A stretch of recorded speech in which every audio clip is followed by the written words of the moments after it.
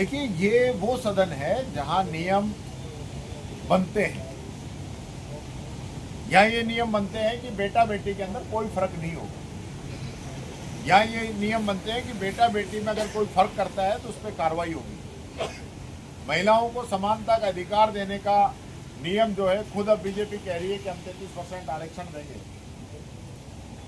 हमने इससे पहले पंचायत राज के अंदर 50% महिलाओं को रिजर्वेशन देने का काम हम लोगों के द्वारा किया गया। लेकिन जिस प्रकार की सोच, जिस प्रकार की मानसिकता भारतीय जनता पार्टी के विधायकों की है, वो सब लोगों के सामने आया।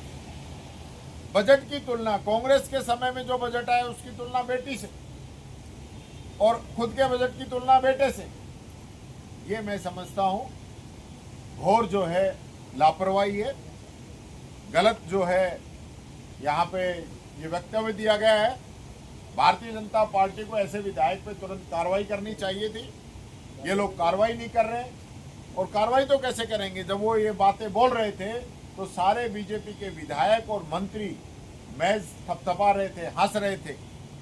ये बहुत गंभीर विषय है, और ये बीजेपी की मानसिकता को भी दिखाता है कि बेटियों और महिलाओं के प्रति भारतीय जनता पार्टी की क्या मानसिकता है। अगर इस पर कार्रवाई नहीं होती तो मैं समझता हूँ ये बात जो है पूरे प्रदेश में, देश के अंदर जाएगी कि भारतीय जनता पार्टी के विधायक किस प्रकार से बेटा बेटी के अंदर तुलना कर रहे हैं। इसने 3 यूनिवर्सिटी ने 1000 रुपये विमर्श शुल्क लगा दी, और उससे लगभग 225 करोड़ रुपए इकट्ठे कर लिए।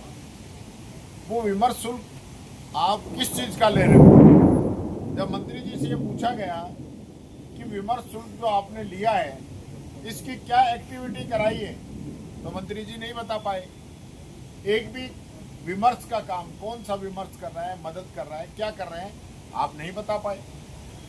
और खुद इसी विभाग ने जब अतारांकित क्वेश्चन था, उसमें अलवर में महाराजा भर्तृहरि जो यूनिवर्सिटी है उसमें से बताया कि हमने 2016 से ये फीस ले रहे हैं, और आज जब क्वेश्चन का जवाब आया तो आज कह रहे हैं कि हम 2018 से ये फीस ले रहे हैं।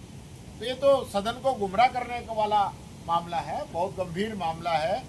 अधिकारियों पे कोई डर नहीं है, कोई पकड़ नहीं है, जो मर्जी जो जवाब दे देते हैं, मंत्री उसको पढ़ देते हैं।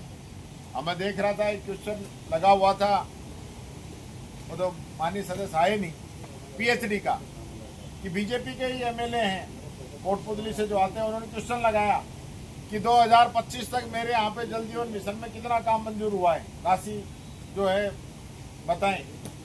तो 21-22 के सारे काम हैं, 24-25 में एक पैसा मंजूर नहीं हुआ, तो मंत्री क्या जवाब देगा?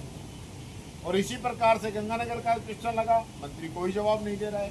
संविदा पे जो भर्तियां हो रही है यूडीएस डिपार्टमेंट में, उसमें पूछा, कोई जवाब नहीं दे रहा है। तो ये जो सिस्टम जो बना हुआ है सरकार का कि जवाब मत दो, गुमराह करो, तानाशाही करो, क्योंकि इनकी संख्या अधिक है, बहुमत इनके